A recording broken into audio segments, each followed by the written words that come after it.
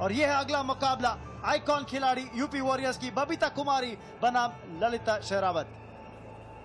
Dabur Chyawanprash pro wrestling league powered by Thums Up में 53 kilogram वर्ग में मुकाबले के लिए बेंगलुरु योद्धास की ओर से आ रही हैं ललिता शेरावत।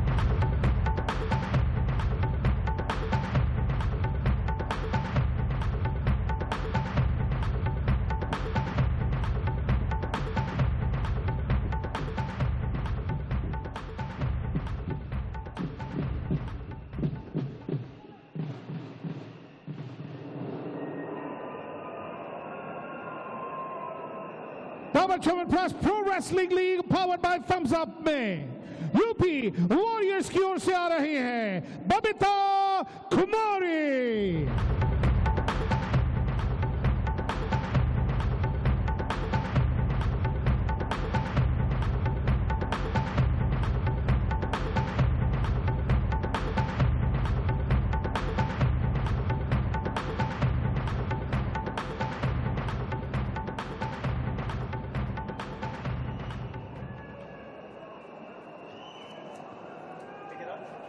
कड़ा मुकाबला ये हो सकता है। 21 वर्षीय ललिता शेरावत को आप हल्के में नहीं आंक सकते। और मनोज कहना पड़ेगा ये बाउट अब सम्मान के लिए लड़ रही है यूपी वॉरियर्स की टीम। जी हाँ, बिल्कुल सम्मान के लिए लड़ रही है। और ललिता शेरावत के बारे में मैं आपको बता दूं कि ये एक ऐसी पहलवान है जो बहुत ही तेजी से उभरती हुई नई सनसनी है, जिन्होंने इस बार एशियन सीनियर कुश्ती प्रतियोगिता तो दोहा में हुई थी, वहां पदक जीता था और इस बार खतरनाक हो सकता था। खेमे की पोजीशन बनाई खतरनाक तरीके से और यहाँ बहुत ही दिलचस्प मुकाबला। यहाँ गदा लोड करने की भी कोशिश कर रही है। जब नीचे से जो पहलवान ऊपर उठता है तो गदा लोड उसको कहा जाता है। और यहाँ पर जो टेक्निक लगाई थी ललिता ने, एक हाथ और पैर को पकड़कर यहाँ पर थ्रो कर दी थी, उसको कला जंग बोलते हैं।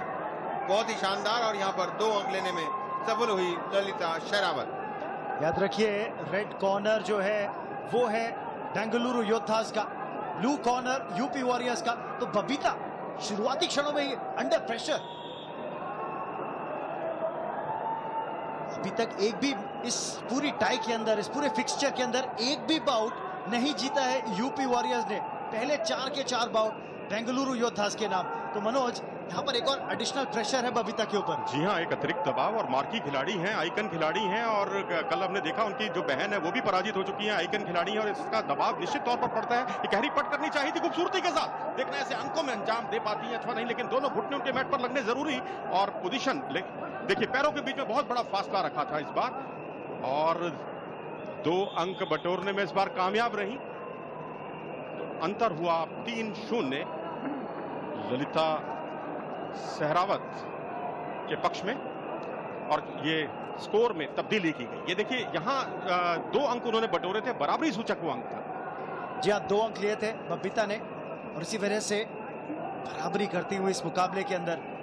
लेकिन जगदीश, ऐसा लगा कि जैसे शुरुआत में ललिता ज्यादा तैयार आई थी, शुरुआती क्षणों में ही बढ़त ले ली। देखिए, हिंदुस्तान में कहावत है लगे दाव का तोड़ नहीं। और यहाँ पर दाव लगा दिया था ललिता शेरावत ने, दाव चल गया, अंक मिल गए। लेकिन अब बबीता ये पैंतरा उल्टा ना पड़ जाए उनके ऊपर।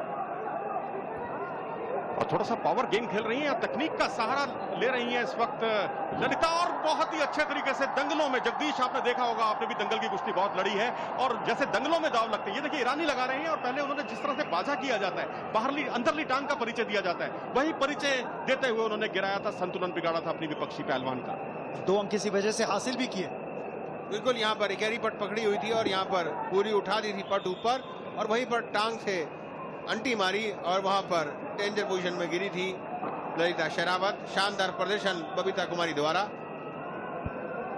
एक तरफ आप देखें तो 21 वर्षीय ललिता एक उभरती प्रतिभा और वहीं दूसरी तरफ बबीता कुमारी, अनुभव की कोई कमी नहीं उस 25 वर्षीय रेसलर के अंदर। उसी अनुभव को इस मैच में झोंकना होगा।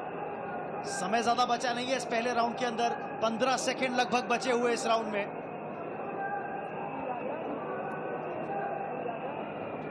और यहाँ पर दबाव बनाने में सफल हो गई हैं बबीता कुमारी।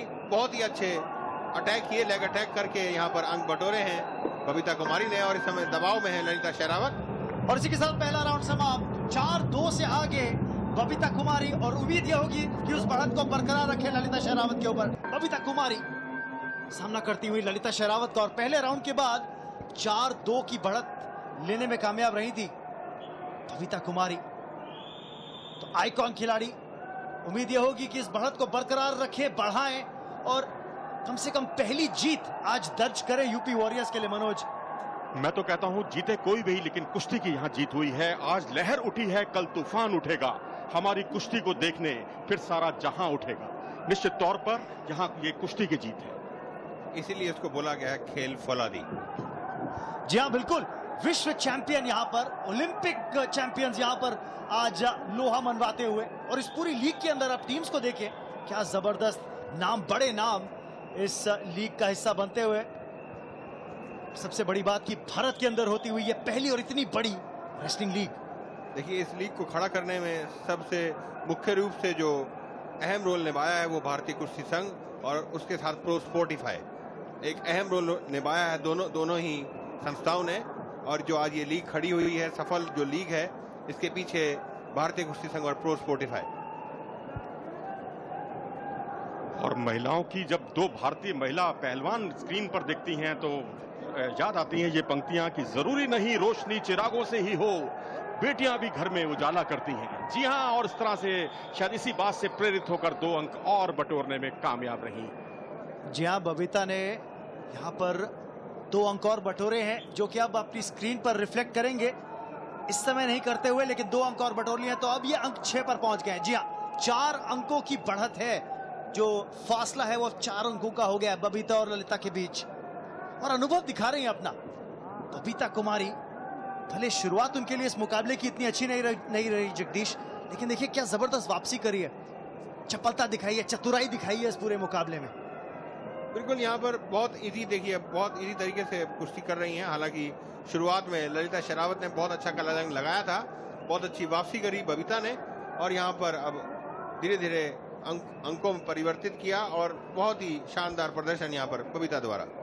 और खासकर ये देखते हुए कि 0-2 से पिछड़ने के बाद आप टेनिस स्कोर पर अगर ले आए कुश्ती के स्कोर को, तो उसका मजा कुछ और ही होता है। जी, आप पिछले साल की अगर बात करें तो कॉमनवेल्थ गेम्स के अंदर ललिता सिल्वर मेडलिस्ट थी, लेकिन गोल्ड जीता था बबीता कुमारी ने। तो अनुभव है दोनों के पास, भले एक युवा प्रतिभा, ललिता केवल 21 साल की है, लेकिन एशियन चैंपियनशिप्स में ब्रॉन्ज जीत चुकी है। यहां पर रोका इस मुकाबले को, हिदायत देते हुए दोनों ही रेसलर्स को रेफरी इस मुकाबले के, जो कि हैं इताती अजीजुल्लाह।